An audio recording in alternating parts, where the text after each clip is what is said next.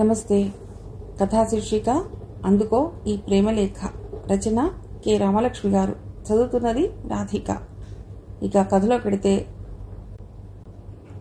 కలం మూసి ఒళ్ళు విరుచుకున్నాడు భాస్కరం. కాగితాలన్నీ జాగ్రత్తగా దుంతర పెట్టాడు. డ్రాయర్ సొరుగులాగి ఓ గుండు సూది తీసి పెట్టాడు. ఆప్యాయంగా మడతపెట్టి కవర్లో పెట్టాడు. కొస నాలికతో కవర్ అంటించాడు. కవర్ మీద అనురాధ అని రాశాడు. టేబుల్ లైట్ ఆర్పి లేచి నిలబడి ఒళ్ళు విరుచుకున్నాడు. వెళ్ళి కిటికీ దగ్గర నిలబడ్డాడు. రాత్రి కొంచెంగా వర్షం పడింది. పెరట్లో పారిజాతం ఘుమాయిస్తోంది. ఇంటి ముందు రాధా మనోహరం గుత్తులు గుత్తులుగా పూసి బరువుగా వంగింది. వర్షంలో తడిసి పువ్వులు ఆకులు అందంగా ఉన్నాయి. 10 గంటలకల్లా ముహూర్తం కావటం వల్ల ఇంట్లో కొంచెం అలికిడి వినిపిస్తోంది. అప్పుడే పూర్తిగా చీకట్లు విడిపోలేదు. ఇంతమంది చుట్టాలున్న ఈ ఇంట్లో ఎక్కడ ఉందో అనురాధ అనుకుంటూ కిటికీలోంచి చూస్తున్నాడు భాస్కరం. చిన్న పావడ జాకెట్టు వేసుకుని ఓ అమ్మాయి అప్పుడే రాధా మనోహరం గుత్తులు కోయడానికి తాపత్రయపడుతోంది. ఆ పిల్ల కనబడ్డం ఎంతో సంతోషం కలిగించింది భాస్కరానికి. పాపా పిలిచాడు. పాప తలెత్తి చూసింది. ఇట్రా అని చెయ్యి ఊపాడు. చిన్న కాళ్ళు తడబడేటంత త్వరగా మెట్లపైకి వచ్చింది పాప. నీకు పెళ్లి కూతురు తెలుసా అడిగాడు. ఓ అని తల ఊపింది ఆ అమ్మాయి. అయితే ఈ కవర్ ఇస్తావా గుండె దడదడమంటుండగానే అడిగాడు. ఎందుకు అంది అమాయకంగా పాప. ఉత్తినేలే అన్నాడు. ఏం సమాధానం చెప్పాలో తెలియక. సరే అని కవర్ అందుకుని పరిగెత్తి వెళ్ళిపోయింది. తేలిగ్గా నిట్టూర్చి మంచం మీద వాలాడు భాస్కరం. కాటుక కళ్ళు తెరుస్తూ ఉంటుంది రాధ అనుకున్నాడు. ఇంకా నిద్ర పూర్తిగా వదలకుండానే ఈ ఉత్తరం చదువుకుంటుంది. ఏం జవాబిస్తుందో అనుకుంటూ నిద్రపోదామని ప్రయత్నించాడు భాస్కరం. అనురాధని తట్టి లేపింది పాప. వాడిన పువ్వులాగా ఉంది అనురాధ. కవర్ పడవేసి పారిపోయింది పాప. ఆతృతతో వణికే చేతులతో కవర్ చించింది రాధ. రాధా తలగడికి తల ఆంచి ఈ ఉత్తరం చదువుకుంటావు కదూ. నీ జుట్టు చిందరవందరగా ఉంటుంది. అలవాటుగా మణికట్టుతో కళ్ళ మీద ఉండే ముంగుర్లను పైకి దోసుకుంటూ చదువుతావు. చదివి నవ్వుకుంటావు కాబోలు. కంటతడి పెడతావు కాబోలు.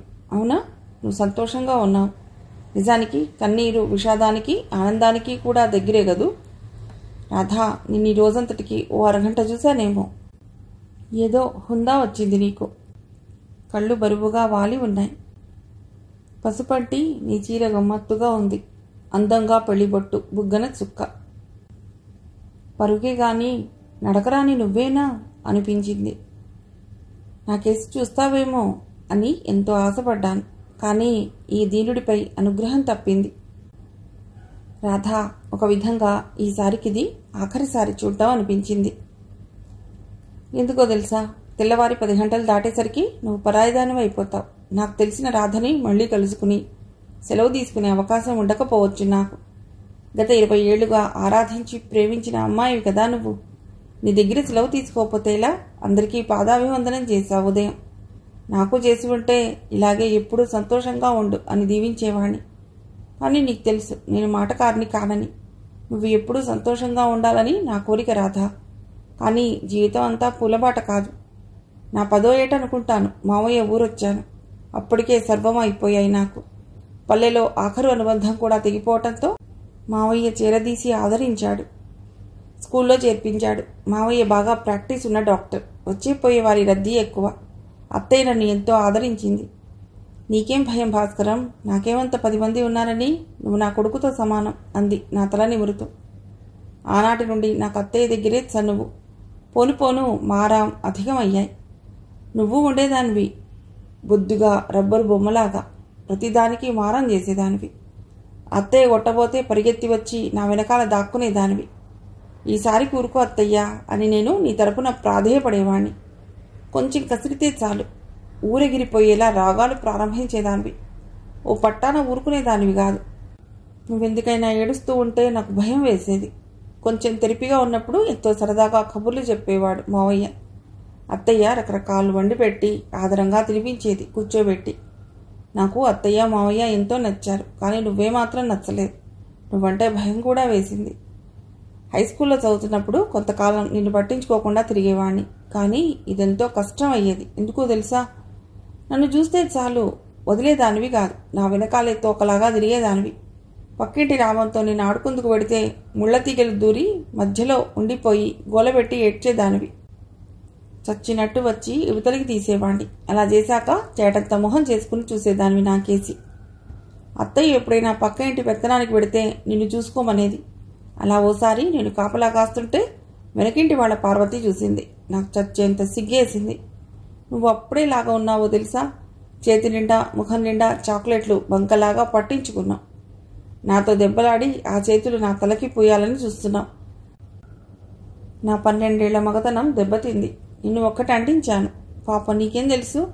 ఆ బంక చేతులతోనే నా మెడబట్టుకుని ఆవురమంటూ ఏడ్చావు. నీకింకా కోపం తగ్గలేదు. ఒక్క తోపు తోశాను. దాంతో నువ్వు కింద పడ్డా. మోకాలు చెక్కుకుపోయింది. పార్వతి మాట్లాడకుండా వెళ్ళిపోయింది. ఓ క్షణం సేపు ఆగి చేతులు చాపాను నీకోసం. నీ బుగ్గలాగే నీ అరచేయి కూడా బంకగా వెచ్చగా ఉంది. నీ కళ్ళు నల్లగా విశాలంగా ఉన్నాయి. అప్పుడే తొలిసారిగా నీ కళ్ళు చూశాను. ఎంతో అమాయకంగా, ప్రేమతో, నమ్మకంతో నిండి ఉన్నాయి. నిన్ను బాధ పెట్టాను, కానీ నువ్వు అదేం పట్టించుకోలేదు. పైగా కోపం పోలేదు అని అడిగావు. నాకు నీ మీద జాలేసింది, సిగ్గేసింది. ఇంకా 2 ఏళ్లు గడిచేసరికి నీతో కాలక్షేపం చేయడం నిజంగా ఆనందాన్ని ఇచ్చింది. నాతో పాటు ఆడుకోవడానికి వచ్చినా ఇబ్బందిగా ఉండేది కాదు. నీ కాలుకి దెబ్బ తగిలినా, చేయి కోసుకున్నా మావయ్యకి తెలియకుండా టించర్ తెచ్చి వేసేవాణ్ణి.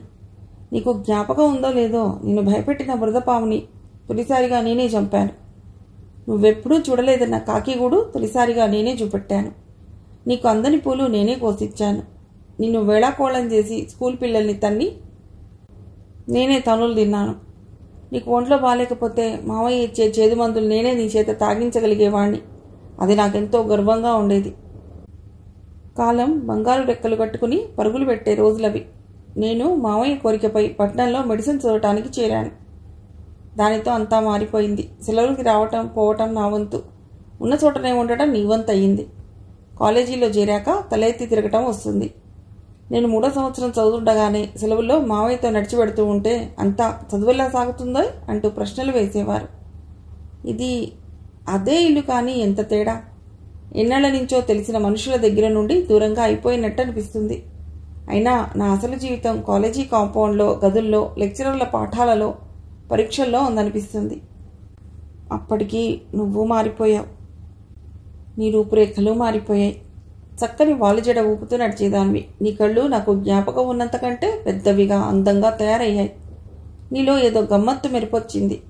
గంభీరంగాను, దూరంగాను ఉండటం ప్రారంభించావు నువ్వు.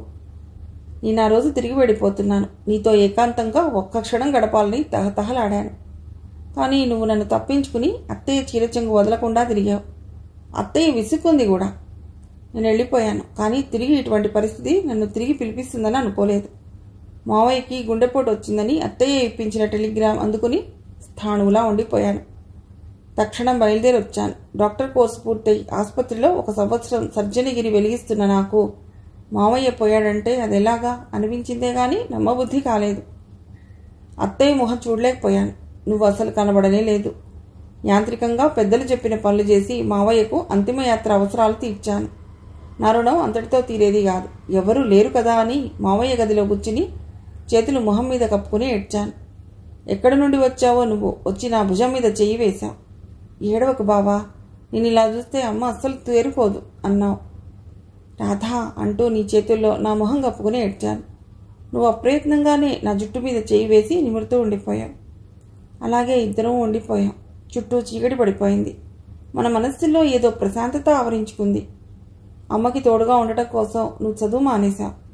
నాకు కూడా ఇంటి పట్టున ఉండి మావయ్య వదిలిపెట్టి వెళ్ళిన ప్రాక్టీస్ చేపట్టాలనిపించింది. నా మాటకి అత్తయ్య ఎంతో సంతోషపడింది.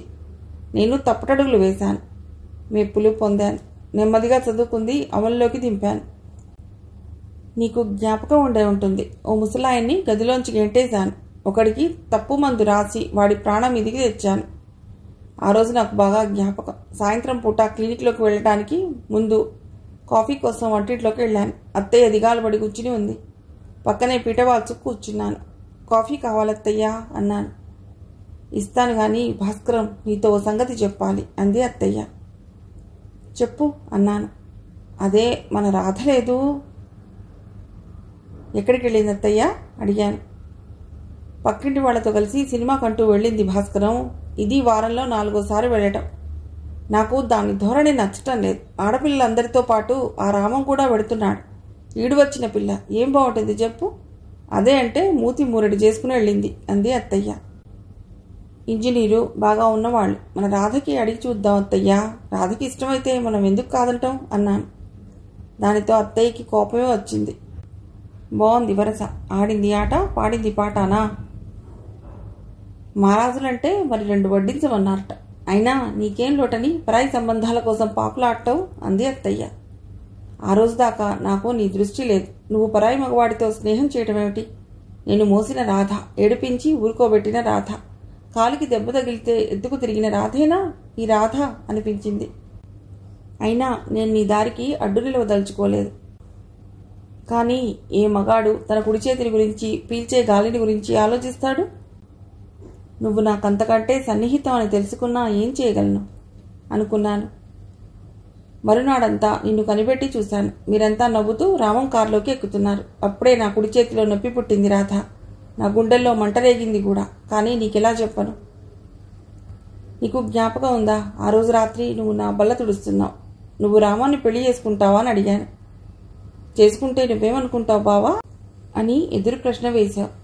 ఏం బాగానే ఉంటుంది అనుకుంటాను. మీ ఇద్దరికీ సరిపోతుంది రాధా అన్నాను. ఎందుకో తెలీదు, నా గుండెల మీద తలపెట్టుకుని బోరున ఏడ్చావు.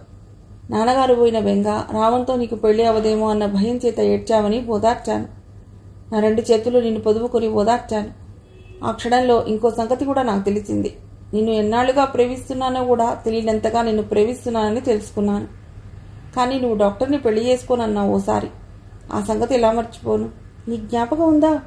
అమ్మలాగా నేను బాధపడలేను. సమయానికి భోజనం లేదు, నిద్ర లేదు, సరికదా ఏ సరదా లేదు. ఏం బ్రతకది? నేను చస్తే డాక్టర్ని పెళ్లి చేసుకోను అన్నావు. జ్ఞాపకం ఉందా? కానీ ఏం చేస్తాం? ఓ రోజు నువ్వు రామం అతడి చెల్లెళ్ళు క్యారమ్స్ ఆడుతున్నారు. కేరింతలు కొడుతున్నారు. అప్పుడే బాగా చీకటి పడిపోయింది. నేను ఆసుపత్రి గది తలుపులు మూసి చేతులు కడుక్కుంటున్నాను. ఇంతట్లో ఎవరో దబదబా తలుపులు బాదారు. తలుపు తెరిచాను. కళ్ళలో ప్రాణాలు పెట్టుకుని నిలబడిందా అమ్మాయి. ప్రాణాలు తీసుకుందామని మందు తింది. తీరా తిన్నాక భయం వేసి పరిగెత్తుకొచ్చింది. నేను నర్స్ని, కాంపౌండర్ని కూడా పంపించేశాను. ఆ అమ్మాయిని ఒక్క క్షణం కూడా వదలటానికి లేకపోయింది.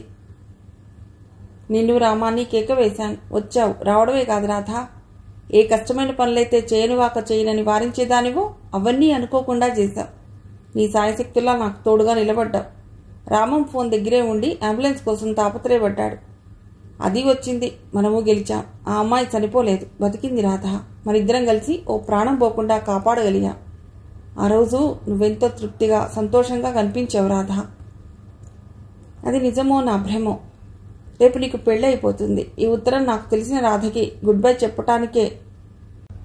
నా జీవితం వెలుగుతో నింపిన ఆ అమ్మాయికి ఏమీ చెప్పకుండా ఎలా ఉండటం? ఎందుకంటావా? రేపటి తర్వాత నువ్వు ఆ పిల్లవి కాలేవు కదా. నువ్వు హఠాత్తుగా మారిపోకపోవచ్చు, కానీ మారక తప్పదు రాధ. జీవితం నిన్ను మార్చేస్తుంది. ప్రేమ, సంతోషాలు నిన్ను మార్చేస్తాయి. సుఖదుఖాలు నిన్ను మార్చేస్తాయి. చిన్నవి చితకవి సమస్యలు, అలసటలు అన్నీ నిన్ను మారుస్తాయి రాధ. తప్పక మారుస్తాయి. అన్నీ నిన్ను అమ్మాయి గారి నుండి అమ్మగారుగా మార్చేస్తాయి. కన్నెపిల్లని నమ్మవధువుగా, జానగా మార్చివేస్తాయి. ఇన్నాళ్ల ప్రేయసివి జీవిత భాగస్వామినిగా మారిపోతావు. Good bye. ఇదో ప్రేమ కథ. దీనికి ప్రారంభం ఎప్పుడో తెలియనట్టే ముగింపు కూడా తెలియదు రాధ. ఇదివరలో దెబ్బలాడుకున్నాం, ఇకపైనా దెబ్బలాడుకోవచ్చు. కానీ జీవితంతో నీకు తొలి నుండి నేను స్నేహితుణ్ణి. జీవితాంతం అలాగే ఉంటాను. జీవితంలో ఇప్పటిదాకా నీ ఆరాధకుణ్ణి. ఇప్పటికీ అలాగే ఉంటాను. రేపు నీ భర్తను కాబోతున్నానుగా. మరి నీకు భయంగా లేదు కదా? డాక్టర్ని పెళ్లి చేసుకుంటున్నందుకు భయం లేదు కదూ? రాధా, నిజంగా నాకే కొంచెం భయంగా ఉంది. Good night Radha. తీయని కళ్ళలో తేలుతూ నిద్రపో. కానీ ఇది నువ్వు చదవడం పూర్తి చేసేసరికి గుడ్ మార్నింగ్ అవుతుందిలే. నా రాధా, నిన్ను మనసారా ప్రేమిస్తున్నాను, కాంక్షిస్తున్నాను. నీ భాస్కరం. ఉత్తరం చదవడం ముగించిన రాధ కళ్ళ వెంట అశ్రువులు జలజల రాలుతుంటే తడబడే కాళ్లతో భాస్కరం గదిలోకి పరిగెత్తింది. నిద్ర రాక ఇంటికప్పు కేసి చూస్తూ పడుకున్న భాస్కరం గుండెలపై తల అంచి నిట్టూర్చింది. గుండెల కంటుకుపోయిన రాధని ఆప్యాయంగా కౌగిలించుకున్నాడు భాస్కరం. బావా, నాకు ఈ లేఖ ముందే ఎందుకు రాయలేదు అడిగింది అనురాధ. ఏం లేఖ రాధా? చిలిపిగా అడిగాడు భాస్కరం. సిగ్గుతో ఎర్రనైన ముఖం అతడి గుండెల్లో దాచుకుంది అనురాధ. బాగా తెల్లవారిపోయింది. అల్లుడికి కాఫీ పట్టుకొచ్చిన అత్తయ్య కళ్ళబడ్డ దృశ్యం చూసి అలాగే నిలబడిపోయింది గుమ్మంలో. ఆనందంతో ఆమె కళ్ళు కూడా చెమర్చాయి. రాణి కోపం తెచ్చుకుంటూ, చాలు చాలు, ఎవరైనా చూస్తే నవ్విపోతారు, ఇంటి నిండా చుట్టాలు, లోపలికెళ్ళు రాధా అంటూ కూతుర్ని కసిరిందా ఇల్లాలు. ఉలిక్కిపడి లేచిన అనురాధ తల్లికి మొహం చూపెట్టకుండా గది బయటకి జారుకుంది. ఏమీ తెలియని మొహం పెట్టి కాఫీ గ్లాస్ అందుకున్నాడు భాస్కరం. కథ సమాప్తం.